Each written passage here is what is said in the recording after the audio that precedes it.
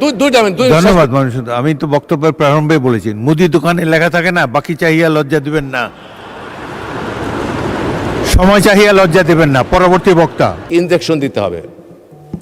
তখন করলো কি, সব ব্যান্ডেজ সব খুলে ফেলছে তো এই কি তুমি তো অসুস্থ মানুষ, কি হলো? কয় স্যার আমার কিচ্ছু হয় নাই। কয় তাহলে কি করলা?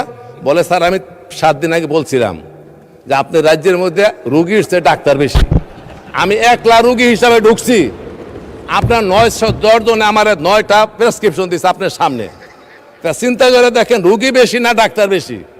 তো এইখানে কিন্তু এই রুগীর চেয়ে ডাক্তার বেশি হয়ে গেছে।